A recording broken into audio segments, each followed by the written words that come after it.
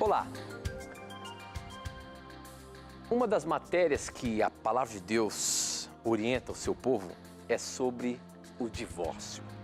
Sim, o divórcio está na palavra de Deus. Quais são as orientações com relação ao divórcio?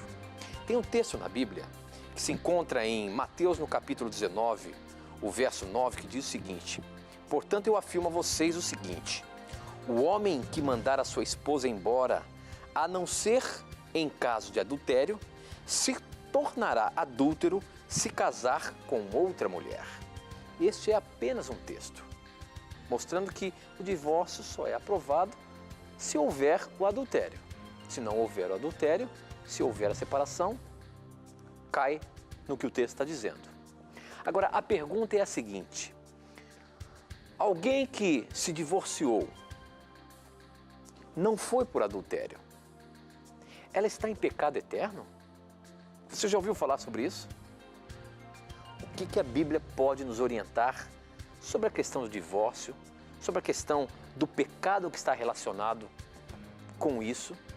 O que a Bíblia pode dar como orientação a muitas e muitas pessoas que talvez se encontram nessa situação, separados, longe dos seus cônjuges, por qualquer outro motivo? Esta e muitas outras questões você acompanha agora, pois está no ar, Na Mira da Verdade.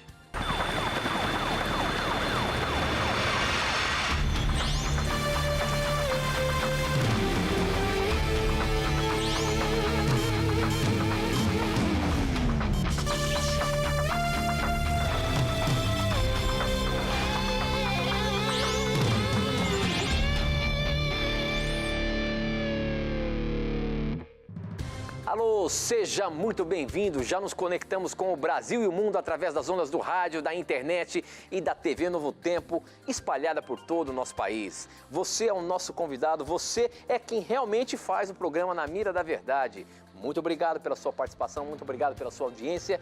Vai dando licença, nós vamos entrando de levezinho aí dentro da sua casa para que juntos possamos aprender a palavra de Deus. Vamos começar cumprimentando meu amigo, o professor Leandro Quadros. Como é que vai, professor? Tudo bem?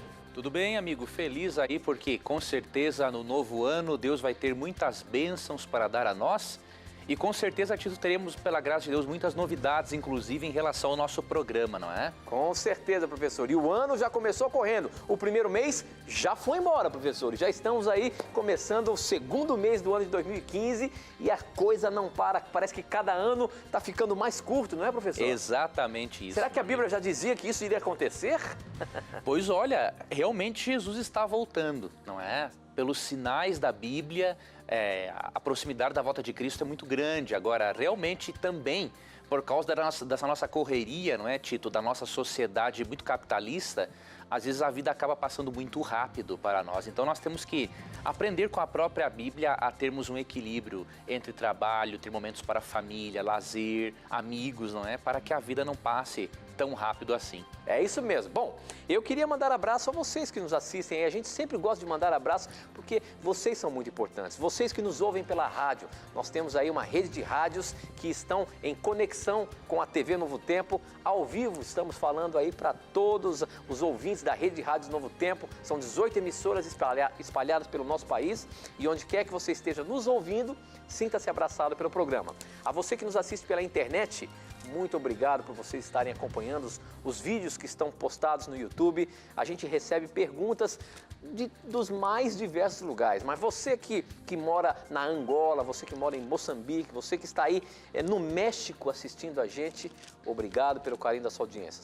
Você que está também em Portugal, você que está aí na Europa, eu tenho uma notícia para vocês. Em breve nós estaremos em uma operadora aí na Europa, onde você vai poder assistir a Novo Tempo a hora que você quiser. Então, fique ligado aí, que já tem novidade para vocês também, tá bom? Professor, mas nós já vamos começar o programa porque nós estamos falando de um assunto que é um assunto atual, que acontece cada vez mais na nossa sociedade, é relacionado ao divórcio. E a Bíblia trata muito bem essa matéria do divórcio. Só que a gente percebe que existem alguns entendimentos aí de que a Bíblia dita algumas coisas. Por exemplo, que o pecado, uma pessoa que se separou ou se divorciou do seu cônjuge, não por adultério, mas quem sabe por incompatibilidade, por algum problema que não deu certo, ela está em pecado. E muitas vezes é considerado isso um pecado que praticamente é eterno, não tem perdão. É isso mesmo, professor? Pois olha, Tito, apesar de a Bíblia realmente ter um padrão alto, uma norma altíssima em relação à importância do casamento, a Bíblia não ensina que existe o adultério eterno, assim como pensam muitos cristãos, né? Muitos cristãos pensam que se uma pessoa cometeu um erro de adultério, né, e se casou com outra pessoa que não dentro dos moldes bíblicos, essa pessoa nunca mais tem perdão. Nós devemos evitar dois extremos. Primeiro, pensar que o sangue de Cristo não tem eficácia para perdoar alguém. E o segundo extremo é rebaixarmos a norma de Deus, achando que qualquer um pode se divorciar do jeito que quiser e dizer depois o seguinte: eu me arrependi. Na verdade, existe o perdão, mas quando há um arrependimento sincero. Mas antes de abordarmos isso, eu só queria mencionar brevemente as duas ocasiões em que a Bíblia permite um novo casamento. A primeira, o Tito leu em Mateus 19:9, e daí tem uma outra referência que é muito parecida, em Mateus 5:32, que diz assim: Jesus falando: eu, porém, vos digo, qualquer que repudiar sua mulher, exceto em caso de relações sexuais ilícitas, a expõe a tornar-se adúltera. E aquele que casar com a repudiada comete adultério. Ou seja, a Bíblia ensina que Deus tolera, permite o segundo casamento quando há o adultério por parte do cônjuge. E o termo divórcio, ou melhor, adultério, como aparece em Mateus 19:9, é um termo amplo. O termo porneia, de onde se originou a palavra pornografia, se refere tanto ao adultério quanto ao incesto, à bestialidade, homossexualidade, lesbianismo e por aí vai. Então, numa circunstância dessas de imoralidade sexual, Deus permite que a pessoa inocente, nessa história, diríamos assim, tenha um novo casamento. Uma outra circunstância é a de Romanos 7:2, que diz o seguinte: ora, a mulher casada está ligada pela lei ao marido enquanto ele vive, mas se o mesmo morrer, desobrigada ficará da lei conjugal. Ou seja, quando há a morte do cônjuge, Deus também permite e tolera um segundo casamento. Não é? Então, nessas duas circunstâncias é que a Bíblia menciona que uma pessoa pode voltar a casar-se. Agora, tem muitos irmãos de várias igrejas que estão nos acompanhando agora e que não se divorciaram dentro desse contexto bíblico. E aí, o que fazer? Será que tais irmãos estão em adultério eterno? Eu queria lhe mostrar que Deus só considera imperdoável o pecado contra o Espírito Santo. De acordo com Mateus 12:31 e 32, quem rejeitar constantemente os apelos do Espírito e atribuir a obra dele como se fosse algo feito por Satanás, blasfemando contra ele, este é o pecado imperdoável que chega no momento em que a pessoa endureceu tanto o coração que o Espírito não tem mais como alcançá-la. Agora, a Bíblia não ensina em nenhum texto que uma pessoa que adulterou não pode receber o perdão de Deus. Até muito pelo contrário. Nós lemos em 2 Samuel 11 um exemplo do que, na minha opinião, é o adultério mais grave mencionado na Bíblia. Vou ler 2 Samuel 11, 1-5, diz o seguinte: decorrido um ano, no tempo em que os reis costumavam sair para a guerra, enviou Davi a Joabe e seus servos com ele e todo Israel, que destruíram os filhos de Amon e sitiaram Rabá. Porém, Davi ficou em Jerusalém. Uma tarde, levantou-se Davi do seu leito e andava passeando no terraço da casa real. Daí viu uma mulher que estava tomando banho. Ela era muito formosa. Davi mandou perguntar quem era. Disseram-lhe: é Batseba, filha de Eliã e mulher de Urias o Heteu. Então enviou Davi mensageiros que a trouxessem. Ela veio e ele se deitou com ela. Tendo-se ela purificado da sua imundícia, voltou para a sua casa. A mulher concebeu e mandou dizer a Davi: estou grávida. Davi cometeu um adultério muito grave. Por quê? Além de ele ficar com a mulher do próximo, aproveitando-se, diríamos assim, da sua condição de rei, se você ler do verso 6 até o verso 25, Davi ainda cria uma estratégia para matar o marido de Batseba, para ele poder ficar com ela. Ou seja, isso aqui foi um adultério acompanhado de um homicídio. Agora eu lhe pergunto, será que Deus não perdoou Davi? Pelo contrário. Quando você lê 2 Samuel 12, você percebe que Deus perdoou Davi. Porque Davi se arrependeu de coração. Tanto que o Salmo 51, um dos salmos mais bonitos da Bíblia, é o resultado do arrependimento sincero de Davi por ter adulterado e matado o marido da mulher para ficar com ela. E se você ler na genealogia de Jesus, você vai perceber que além de Davi, Batseba é até mencionada numa delas. Ou seja, Davi não teve, pelo menos Deus não falou para ele assim: olha, agora para você ser perdoado, deixa essa mulher, já que o marido dela está morto, e só a partir do momento que você deixar dela eu vou te perdoar. Deus não agiu assim. Batseba foi mulher de Davi depois, durante toda a vida. O que Deus fez? Dos males, Deus teve que escolher o menor. Davi iria mandar ela embora, ela sem o outro marido, ou iria agora assumir a responsabilidade pela besteira que ele fez e prover um lar para essa mulher e para depois filhos que teve com ela. Então, meu amigo, Deus não quer realmente que os seus filhos se divorciem. Malaquias 2,16 diz que Deus abomina o repúdio. Agora, se você cometeu este erro e se você se arrependeu com um coração sincero, assim como Davi, eu lhe garanto que o mesmo sangue de Cristo que purificou a vida de Davi e deu a ele uma nova chance, o sangue de Cristo purifica também a sua vida e lhe dá uma nova chance.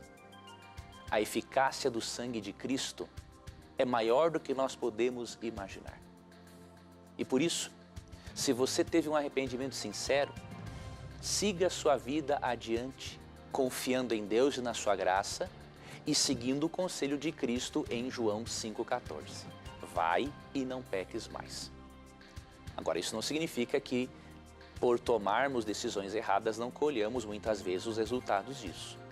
Deus perdoou Davi, mas em 2 Samuel 12 percebemos também que Davi pagou um alto preço pelas consequências do seu erro. Há leis naturais. Deus nos perdoa, mas as leis naturais, diríamos assim, não nos perdoam. Por exemplo, se eu me atirar de um prédio do 20º andar e me arrepender de ter feito isso, Deus vai me perdoar, na hora. Só que a lei da gravidade não me perdoa. Eu vou pagar como resultado. O mesmo acontece com as nossas demais escolhas. Tenha consciência disso. Não se divorcie. Invista ao máximo no seu casamento. Agora, tenha em mente uma outra coisa. Casamento é feito por duas pessoas, além de Deus. Com Deus é a terceira, obviamente. Mas, considerando que Deus sempre faz a parte dele, um casamento é feito por duas pessoas. Se os dois não decidirem crescer juntos, melhorar, amarem-se, se não tomarem essa decisão diária, não tem como. Agora, se os dois decidirem com Deus, aí sim a coisa vai dar certo. Não pense em desistir do seu casamento, faça tudo o que for possível para preservar.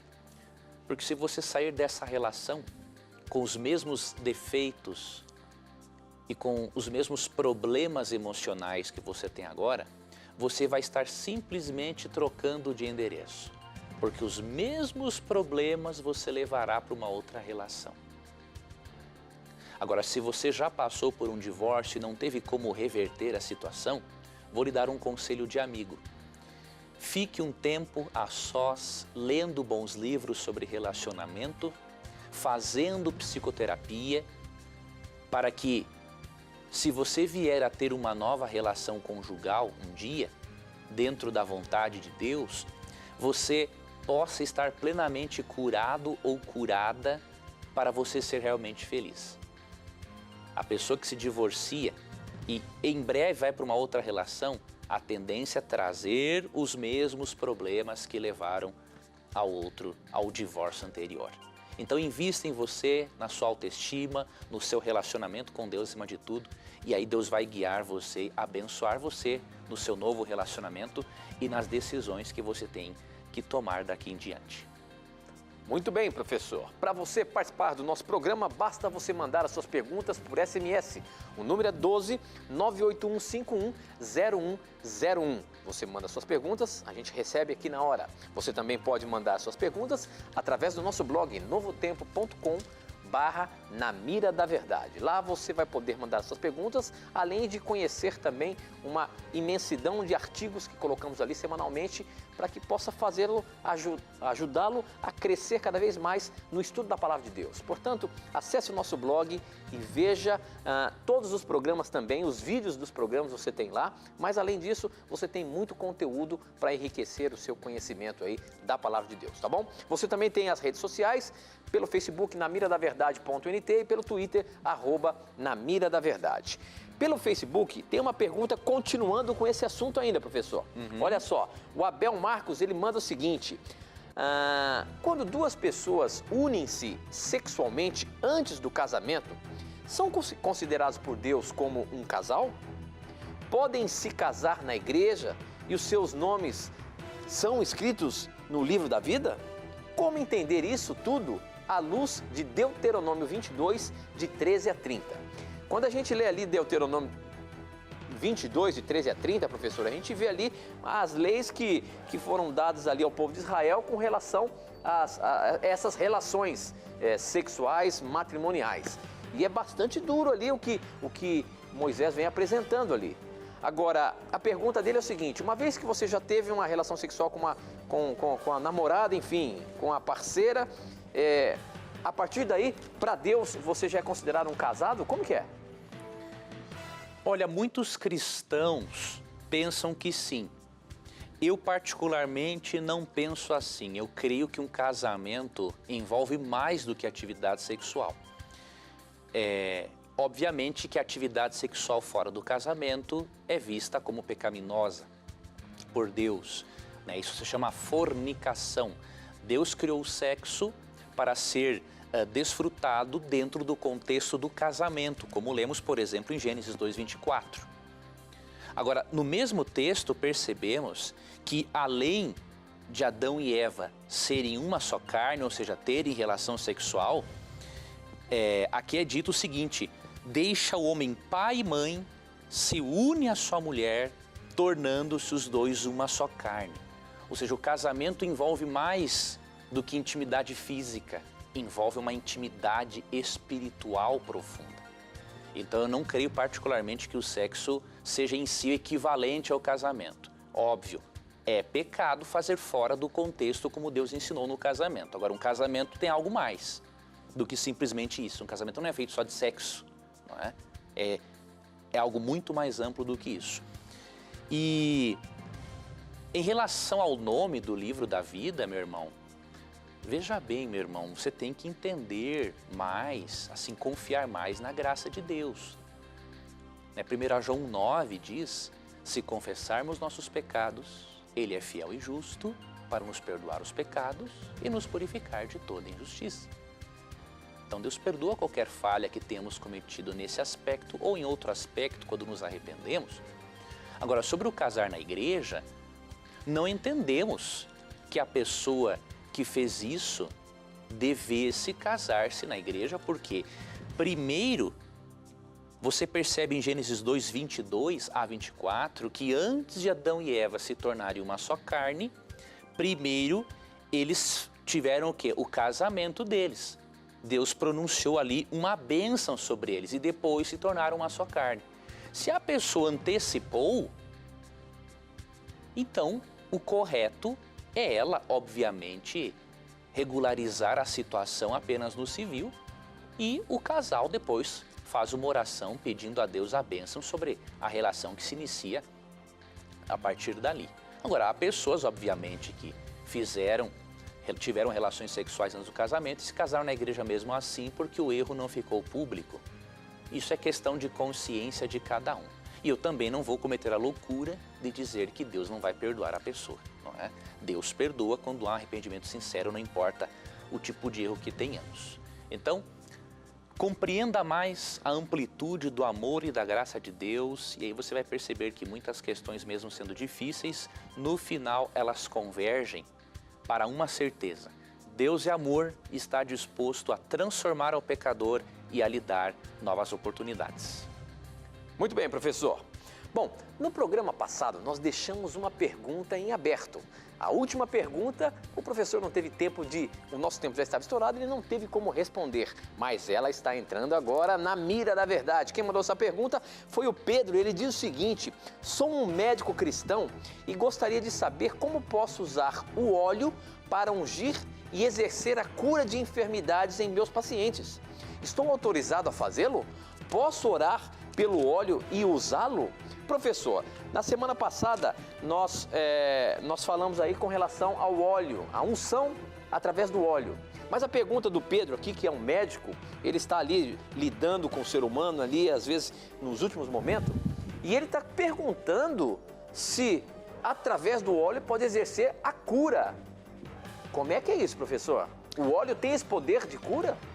Olha, essa pergunta desse irmão médico é muito interessante e pode ter certeza, meu irmão, que Deus conta muito com você para aliviar o sofrimento físico, mental e espiritual das pessoas. A sua profissão de médico ou você que está assistindo, enfermeiro, enfermeira, pode ter certeza que é muito bem vista por Deus.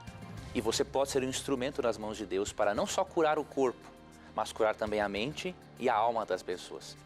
Agora, em relação ao ungir com óleo, percebemos na Bíblia o óleo ele é um símbolo do Espírito Santo. E quando a pessoa era ungida com óleo, isso aí só tinha eficácia se fosse acompanhado da fé. Então eu vou ler para você e aí vou lhe explicar o que eu quero dizer. Tiago 5, 15 e 16 é o texto que vamos ler agora. Vamos ler a partir do verso 14. Está alguém entre vós doente? Chame os presbíteros da igreja e estes façam oração sobre ele, ungindo-o com óleo, em nome do Senhor. E a oração de fé salvará o enfermo, e o Senhor o levantará. E se houver cometido pecados, ser-lhe-ão perdoados. Aqui é dito que Deus deu ao presbítero, ao líder da igreja, a função de fazer isso. Se você é um médico, mas você também tem uma função de presbítero ou ancião na sua igreja, você é apto sim para fazer isso. Mas uma outra coisa importante, a oração de fé salvará o enfermo. Ou seja, não há nenhum poder mágico no óleo. O óleo é só uma expressão quando a pessoa aceita ser ungida com óleo, né, na testa ou na mão, não importa. Ela está dizendo assim: eu aceito a decisão do Espírito Santo sobre a minha vida ou sobre a minha morte. Então é a fé que vai atuar. Então se o seu paciente tiver fé em Deus, você pode fazer isso. Agora, se ele não tiver fé em Deus, o óleo em si não vai adiantar nada. Ele é só um signo, algo que representa uma coisa espiritual superior e muito maior. Muito bem, professor. Muito boa a resposta aí. A próxima pergunta chegou pelo Facebook. Quem mandou foi o Marcos Silva e ele diz o seguinte: olá, boa noite. Gostaria de saber o porquê que Abraão aceitou o pedido de Deus em sacrificar o seu filho inocente, se a lei era clara em dizer não matarás. Professor, realmente, quando a gente vê essa história na palavra de Deus e vê que Deus pediu a Abraão seu único filho, que ele mesmo tinha prometido que seria a sua geração, né? Ou seria sairia uma grande nação do seu filho. Exatamente. Agora, a questão é a seguinte: se Deus instituiu a lei não matarás, por que ele pediu que matasse o seu próprio filho? Que Abraão matasse o seu filho? Primeiramente, eu vou ler aqui dois textos, Tito, que são importantes. Um deles é Tiago 4,12, que diz o seguinte: um só é legislador e juiz, aquele que pode salvar e fazer perecer. Tu, porém, quem és que julgas o próximo? O que eu vou me deter é na primeira parte do texto. Aqui diz que Deus é o legislador e juiz. Então, Abraão entendia perfeitamente o seguinte: Deus deu a lei não matarás, que se refere a nível interpessoal. Agora, se Deus como juiz e dono da vida me pediu, eu vou fazer. Então, Deus é o juiz, ele é o legislador da lei. Então, Abraão tinha em mente que, se Deus pede, é inquestionável. Um outro detalhe que nós não devemos passar por alto é o seguinte: por que Abraão, outro motivo que levou Abraão a obedecer a Deus, aqui ó, Hebreus capítulo 11, 8, aqui você vai encontrar uma resposta interessante, amigo, para a sua pergunta. Pela fé, Abraão, quando... Deixa eu ver se é esse verso aqui.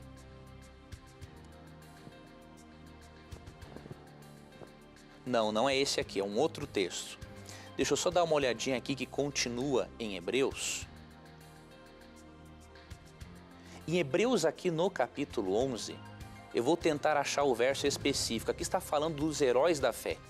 E tem uma parte que Paulo diz assim, que Abraão creu que Deus poderia ressuscitar Isaac.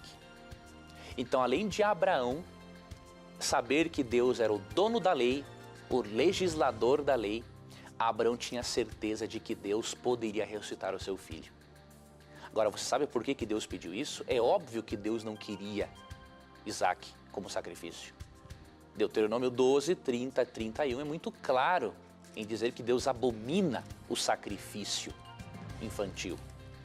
Agora, Deus precisava demonstrar perante os anjos se Abraão era realmente o pai, merecedor do título de o pai da fé. E Deus precisava, amigo, ensinar a Abraão que um dia o Filho de Deus morreria no lugar do pecador. E como que Deus revelou o seu amor pelo pecador a Abraão? Foi pedindo que Abraão sacrificasse o próprio filho, para Abraão entender um pouquinho o que significava para Deus as três pessoas da divindade se separarem, diríamos assim, e uma delas vir aqui e morrer no lugar do pecador. E aí você percebe em Gênesis 22 uma coisa muito interessante. Quando fala da prova de Abraão, no verso 11, quando Abraão foi sacrificar o filho, o texto fala assim: mas do céu lhe bradou o anjo do Senhor: Abraão, Abraão. Ele respondeu: eis-me aqui. Então ele disse: não estendas a mão sobre o rapaz, e nada lhe faças, pois agora sei que temes a Deus, porquanto não me negaste o filho, teu único filho. Tendo Abraão erguido os olhos, viu atrás de si um carneiro preso pelos chifres entre os arbustos. Tomou Abraão o carneiro e ofereceu em holocausto em lugar do seu filho. Você percebeu? Abraão amou tanto a Deus que ele esteve disposto a dar o seu único filho. Da mesma forma, em João 3,16, Deus amou o mundo de tal maneira que deu o seu único filho para salvar o pecador. Então, os paralelos da história de Abraão com o plano de salvação é muito grande. Então, atente para esse fato e você não vai perceber aqui nenhuma contradição. E aí, o texto que fala que Abraão cria que Deus poderia ressuscitar, que eu não estava encontrando... É o versículo 19 de Hebreus. Isso, acabei de encontrar ele aqui, Tito. Eu estava no capítulo 11, eu não achava esse verso aqui. A partir do verso 17 diz assim: obrigado, Tito. Pela fé, Abraão, quando posto à prova, ofereceu Isaque. Estava mesmo para sacrificar o seu unigênito, aquele que acolheu alegremente as promessas a quem se tinha dito: em Isaque será chamada a tua descendência, porque considerou que Deus era poderoso até para ressuscitá-lo dentre os mortos, de onde também figuradamente o recobrou. Então, se nós estudarmos o amplo plano de salvação, perceberemos que Deus tinha um propósito muito bonito. Tanto que em João 8, 54 a 58, Cristo fala assim: Abraão viu o meu dia. Ou seja, Abraão, com aquela experiência, ele entendeu o plano de salvação, de que um substituto muito especial morreria por nós pecadores. Muito bem, professor, muito bem. O nosso tempo já está correndo, temos que ir para o intervalo, mas aproveite aí o intervalo, manda suas perguntas para a gente, participe do programa, afinal de contas, são as suas perguntas que fazem acontecer. Nós não sai daí não, a gente volta já já.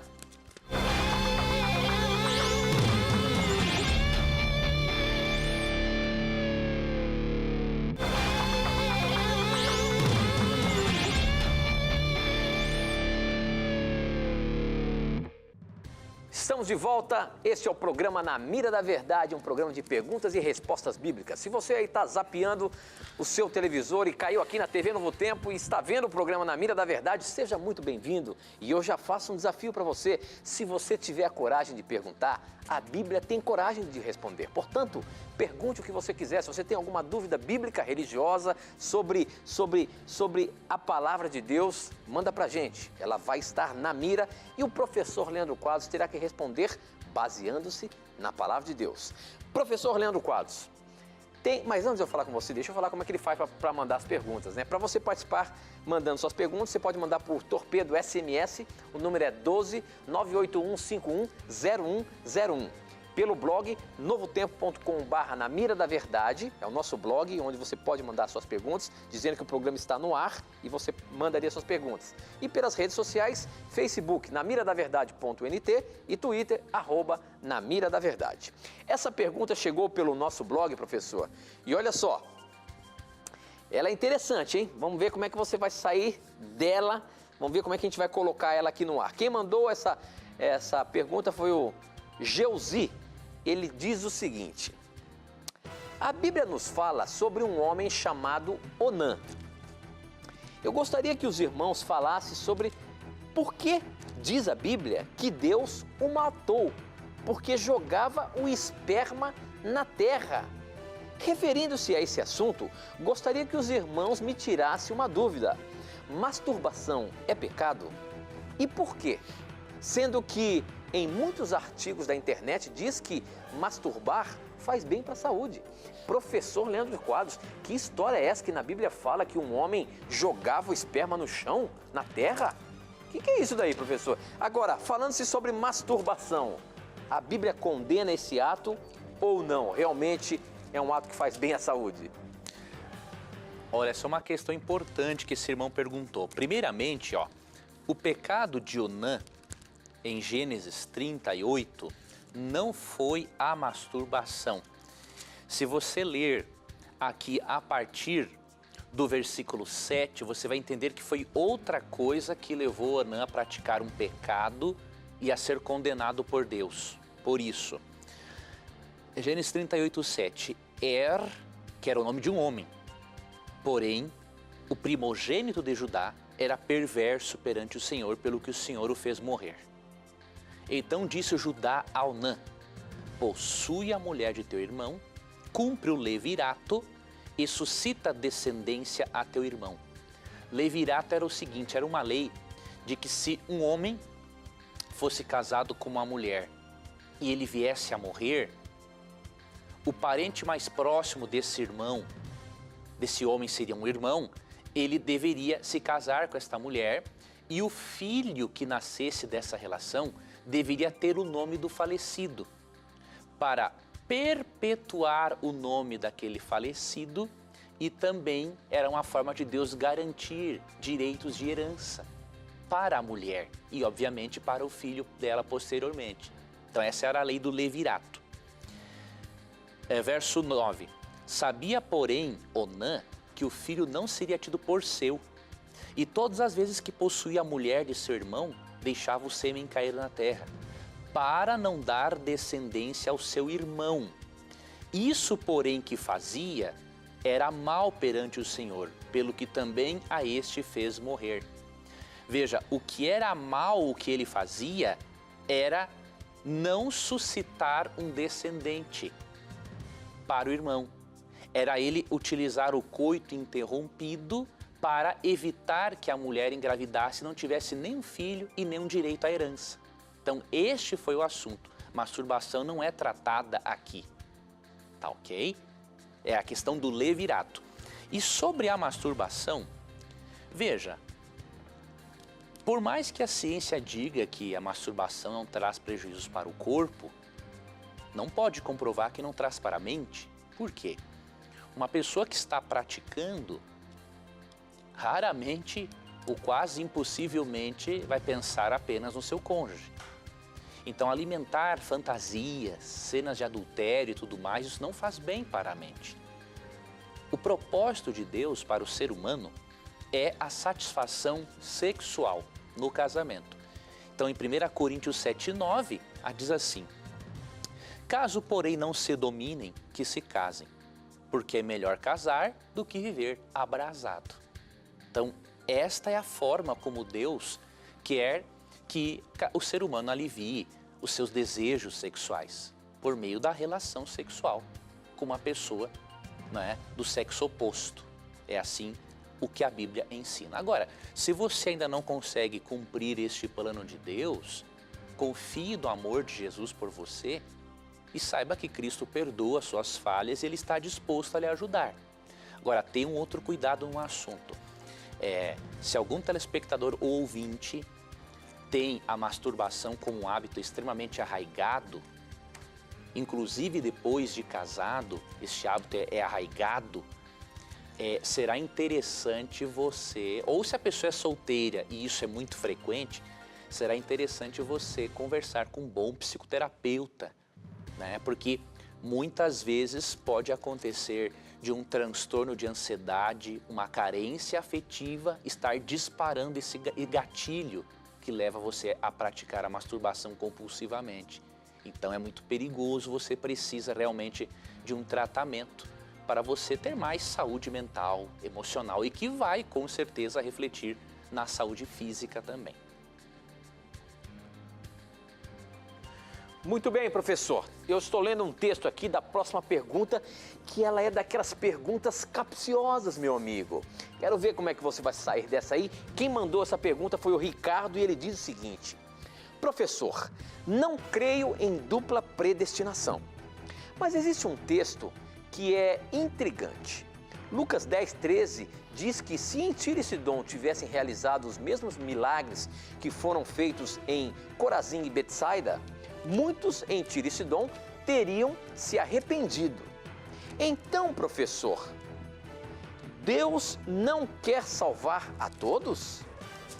Por que então não foi realizado esses milagres? O texto diz que se fosse feito, muitos se salvariam. Ou Deus não queria salvá-los? E mais, então esses moradores de Tiro e Sidom não podem ser condenados, já que não tiveram todas as oportunidades, ou seja, esses milagres não foram realizados lá. Agora, aí ele diz o seguinte: mais uma, Tito, podemos usar Romanos 5,14 como mais uma prova de ressurreição? Ah, não, isso aqui já é uma outra pergunta. Então vamos ficar com a pergunta da dupla predestinação. Baseando-se nesse texto de Lucas 10:13, falando das 4 cidades, 2 foram abençoadas porque tiveram milagres e a outra parece que foi rejeitada por Deus. Será que aí então, nesse texto, a gente pode basear na dupla predestinação, professor? Primeiramente, esse irmão está de parabéns por não crer na dupla predestinação. A dupla predestinação é um ensinamento de que Deus, na sua soberania, predestina alguns para se salvar e outros para se perder. Seria o mesmo que o seguinte: Deus, na eternidade lá, não foi com a sua cara e por mais que você aceite a Jesus, no fim das contas você vai se perder. E se Deus foi com a sua cara, por mais que você rejeite a Jesus, no fim dos tempos você vai acabar sendo salvo. Essa é uma teoria, obviamente, diabólica, não é? Mesmo que seja aceita por muitos cristãos sinceros, a teoria, não estou dizendo os cristãos que a aceitam, mas a teoria é satânica. né? Essa teoria consegue tornar Deus pior do que o próprio diabo, né? Porque se Deus predestina tudo, então isso significa que Deus predestinou até o próprio diabo para ser diabo. Deus predestinou que os pagãos sacrificassem os seus filhos às divindades pagãs. Ou seja, a dupla predestinação é tão satânica que cega muitas pessoas ao ponto de não perceberem o seguinte, que Deus estaria pela dupla predestinação predestinando pessoas para fazerem as coisas que Ele mais odeia que elas façam. Ou seja, o Deus da dupla predestinação é totalmente psicopata, né? Graças a Deus que este não é o Deus da Bíblia. Agora vamos para Lucas 10:13. Aqui Cristo não quis dizer que Deus predestinou uns para se arrependerem, outros não. Qual é o peso do argumento de Cristo? Olha aqui, Lucas 10:13. Ai de ti, Corazim, ai de ti, Betsaida, porque se em Tiro e em Sidom se tivessem operado os milagres que em vós se fizeram, há muito que elas se teriam arrependido, assentadas em pano de saco e cinza. Que milagres são esses? E que não puderam ser realizados em Tiro e Sidom? Os milagres realizados por Jesus Cristo. Deus atuou no coração dessas cidades de outra maneira. Não se arrependeram. Agora o que Cristo quer dizer é o seguinte, se eles tivessem visto Cristo pessoalmente fazer os milagres que Cristo fazia, eles perfeitamente teriam se arrependido. Eles teriam tido mais recurso ainda do que já tiveram. Agora, isso não significa que Deus não queria que eles fossem salvos. Simplesmente, Cristo fez os milagres no momento em que Cristo realmente entrou na história humana como um ser encarnado. Então, Cristo aqui não tem o objetivo de debater a questão de alguns foram salvos porque tiveram oportunidade, outros não. Não. Cristo quis reforçar o argumento seguinte, olha, se aquele pessoal tivesse o contato comigo que vocês estão tendo, eles teriam se arrependido. Por isso, vocês não têm desculpa alguma. Então, este é o argumento de Cristo. Tirarmos esse texto isoladamente para tentar apoiar a dupla predestinação, que não é o caso do irmão, que não citou com esse propósito, realmente tirar esse texto do contexto aí é criar um pretexto que não existe na palavra de Deus. Ok, professor. Você fica agora com o momento da mentira.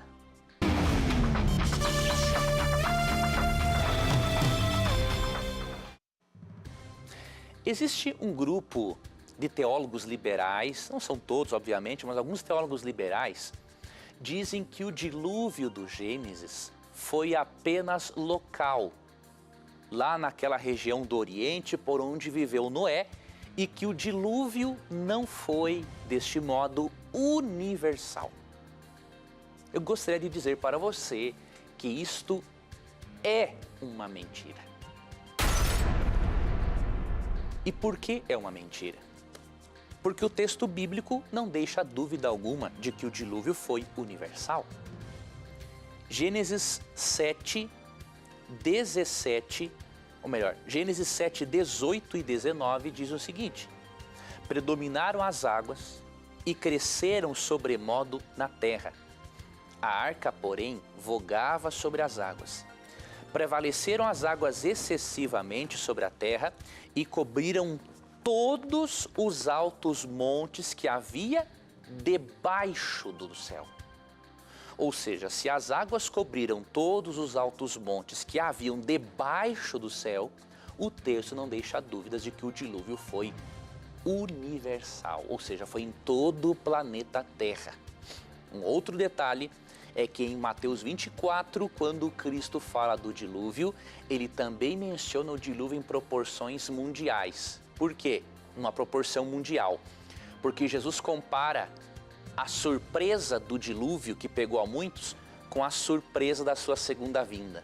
Eu lhe pergunto, a segunda vinda de Cristo será vista apenas num local da Terra ou em todo o planeta ao mesmo tempo? Em todo o planeta ao mesmo tempo, de acordo com Apocalipse 1:7.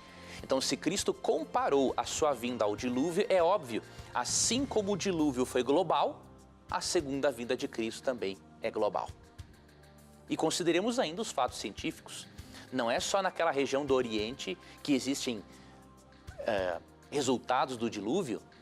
existem Grand Canyons, existem rochas totalmente deformadas, a crosta terrestre totalmente alterada em todo lugar do mundo. Então, o dilúvio bíblico foi sim de proporção geral, universal, não tem como apoiar essa ideia de que o dilúvio foi simplesmente um fator local. Muito bem, professor. Essa é uma boa questão que foi desmentida aí, porque muitos querem forçar alguma coisa que não é verdade e que a palavra nos garante. Bom, a próxima pergunta chegou por SMS, deixa eu ver se tem um nome aqui, o Jefferson de Manaus, e ele pergunta o seguinte: qual a verdade sobre o juízo de Deus? O que é o inferno e o lago de fogo? Professor Leandro Quadros, essa questão do inferno é uma dúvida constante aqui no programa Na Mira da Verdade. E com relação ao juízo de Deus, já falamos isso em outros programas, volta e meia acontece, mas sempre estamos tendo novos telespectadores que realmente têm uma dúvida com relação a isso na palavra de Deus. O que é o juízo de Deus, o inferno e o lago de fogo eterno? Vou fazer-te uma abordagem um pouco diferente do que eu tenho feito no programa para ajudar nosso telespectador a entender este assunto e também aos outros telespectadores que já ouviram essa explicação. Veja, o juízo de Deus da Bíblia, ele é dividido em 3 fases. Uma fase que ocorre antes da volta de Jesus, uma fase que ocorre durante o milênio, quando a igreja estiver no céu, e a terceira fase depois do milênio, quando a cidade santa descer do céu e fizer morada aqui na terra. Os textos bíblicos para isso. Por exemplo, Mateus 16, 27 ensina que Jesus dará a cada um conforme as suas obras. E João 5, 28 diz que quando Cristo voltar, haverá a ressurreição da vida. Ou seja, para que cada um receba segundo as suas obras e uma pessoa seja tida como merecedora da primeira ressurreição, um juízo aconteceu anteriormente no céu. E é o juízo mencionado em Daniel 7, 9 e 10. Um juízo pré-advento, ou seja, antes da volta de Cristo. Ali Jesus presta contas ao universo, mostrando quem realmente aceitou a Cristo e quem não aceitou. Jesus volta e aí leva a igreja para o céu. E de acordo com Apocalipse 24 a 6, durante um período de 1000 anos, nós estaremos no céu entendendo a forma como Deus lida com o pecado e os pecadores. E Paulo diz em 1 Coríntios 6, 2 e 3 que nós julgaremos até mesmo os anjos. Ou seja, entenderemos como foi o processo de Deus em condenar os anjos maus que não quiseram se arrepender. Esta é a segunda fase do juízo. A terceira fase do juízo ocorre depois do milênio. A cidade santa desce na terra e antes dela descer aqui plenamente, Deus manda fogo do céu e castiga os ímpios que farão parte da segunda ressurreição e castiga Satanás. Aí é depois dessa terceira fase dos 1000 anos, em Apocalipse 20, verso 10, que você vê Deus lançando Satanás no lago de fogo para ser castigado. E obviamente ele vai ficar ali um bom tempo, e depois totalmente aniquilado, segundo Romanos 16, 20 e Salmo 37, 20. Então, não há um lago de fogo hoje. O lago de fogo existirá só depois do milênio. Por isso o ensino de que hoje existe um inferno, para onde vão as almas dos ímpios, é totalmente antibíblico. A Bíblia apresenta a existência do lago de fogo depois dos 1000 anos. E não antes. É por isso que essa terceira fase do juízo, de acordo com Atos 17 e 31, está no futuro. E isso você pode também ver em 2 Pedro capítulo 2, verso 4. Ok, professor, são muitos textos aí que esse homem tem na cabeça e põe pra gente, depois a gente tem que anotar para poder ir lá conferir. Faça isso, confira tudo que está na palavra de Deus. A próxima pergunta, nós temos ainda 3 ou 4 minutinhos, professor, é o seguinte: fui batizado nas águas, mas quando serei batizado pelo Espírito Santo? Esta é uma outra dúvida que existe. Quando eu me batizo nas águas, eu já sou batizado com o Espírito Santo ou ainda eu tenho que esperar algo sobrenatural para que eu possa ser batizado pelo Espírito? O que é ser batizado pelo Espírito, professor? Que pergunta importante, Tito, desse nosso telespectador. Ser batizado no Espírito Santo é você ser mergulhado no Espírito Santo ao ponto de ele conduzir a sua vida rumo ao processo de santificação. Processo pelo qual nos tornamos mais parecidos com Jesus ao longo de toda a nossa vida. Agora, eu tenho uma ótima notícia para você, meu querido irmão, que é pentecostal. Eu sei que muitos irmãos pentecostais que estão acompanhando esse programa agora, eles acham que não foram batizados com o Espírito Santo porque nunca falaram em línguas. E eu sei que tem muitos irmãos que têm tanta tristeza e até vergonha de supostamente não serem batizados com o Espírito, que até se forçam a falar línguas, para que os outros irmãos da igreja não duvidem da espiritualidade deles. Pois eu quero lhe garantir, meu querido irmão pentecostal, se você aceitou a Jesus como seu Salvador e você faz parte do corpo espiritual de Cristo, os filhos de Deus que estão em todos os lugares e que buscam crescer na verdade de Cristo, eu garanto para você biblicamente, você já é batizado no Espírito Santo.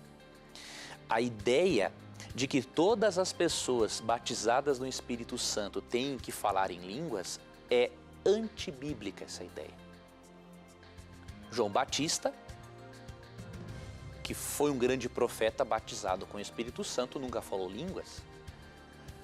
Em Mateus 3, 13 a 17, você vê que Cristo, ao ser batizado nas águas, ele recebeu o Espírito Santo e nunca falou línguas.